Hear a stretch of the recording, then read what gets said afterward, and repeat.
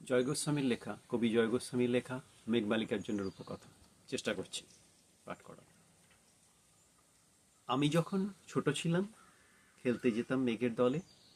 একদিন এক মেঘবালিকা প্রশ্ন করলো কৌতূহলে, এই ছেলেটা নাম কি রে তোর? আমি বললাম, ফুসমন্তর। মেঘবালিকা রেগেই আগুন, মিথ্যে কথা, নাম কি অমন হয় কখনো? আমি বললাম, নিশ্চয়ই হয়, আগে আমার গল্প শোনো। সে বলল, শুনবো না যা, সেই তো রানী, সেই তো রাজা, সেই তো একই ঢাল তলোয়ার, সেই তো একই রাজার কুমার, পক্ষীরাজে, শুনবো না আর ওসব বাজে। আমি বললাম, তোমার জন্য নতুন করে লিখবো তবে? সে বলল, সত্যি লিখবি? বেশ, তাহলে মস্ত করে লিখতে হবে, মনে থাকবে, লিখেই কিন্তু আমায় দিবি। আমি বললাম, তোমার জন্য লিখতে পারি এক পৃথিবী। লিখতে লিখতে লেখা যখন সবেমাত্র ২-৪ পাতা, হঠাৎ তখন ভূত চাপলো আমার মাথায়। খুঁজতে খুঁজতে চলে গেলাম ছোটবেলার মেঘের মাঠে। গিয়েই দেখি সে নামক তো একটিও নেই এ তল্লাটে। একজন কি মনে হলো ওরই মধ্যে অন্য রকম। এগিয়ে গিয়ে বলি তাকেই, তুমি কি সেই মেঘবালিকা? তুমি কি সেই? সে বলেছে, মনে তো নেই, আমার ওসব মনে তো নেই। আমি বললাম, তুমি আমায় লেখার কথা বলেছিলে। সে বলল, সঙ্গে আছে, ভাসিয়ে দাও গায়ের ঝিলে।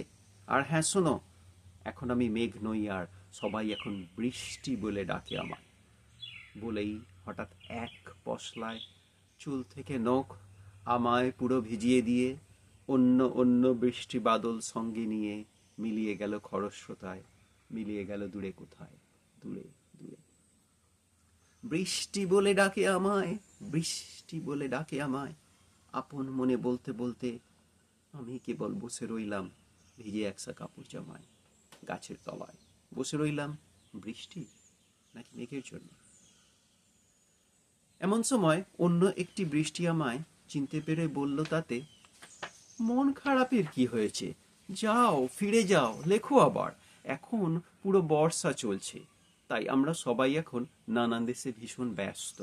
তুমিও যাও, মন দাওগে তোমার কাজে, বর্ষা থেকে ফিরে আমরা নিজেই যাব তোমার কাছে। এক পৃথিবী লিখব আমি, এক পৃথিবী লিখব বলে ঘর ছেড়ে সেই বেরিয়ে গেলাম। ঘর ছেড়ে সেই ঘর বাঁধলাম গহন বনে, সঙ্গী শুধু কাগজ কলম, একাই থাকবো, একাই দুটো ফুটিয়ে খাবো। ২-১ মুঠো ধুলোবালি যখন যারা আসবে মনে, তাদের লিখব, লিখেই যাব। এক পৃথিবীর ১০০ রকম স্বপ্ন দেখার সাধ্য থাকবে যে রূপ কথার, সেরূপ কথা আমার একার। ঘাড় গুজে দিন লিখতে লিখতে, ঘাড় গুজে রাত লিখতে লিখতে, মুছেছে দিন মুছেছে রাত, যখন আমার লেখবার হাত অসাড় হলো, মনে পড়ল সাল কি তারিখ, বছর কি মাস, সেসব হিসেব আর ধরিনি। লেখার দিকে তাকিয়ে দেখি এক পৃথিবী লিখব বলে একটা খাতাও শেষ করিনি। সঙ্গে সঙ্গে ঝমঝমিয়ে বৃষ্টি এলো খাতার উপর, আজীবনের লেখার উপর। বৃষ্টি এলো এই অরণ্যে, বাইরে তখন গাছের নিচে নাচছে ময়ূর আনন্দিত।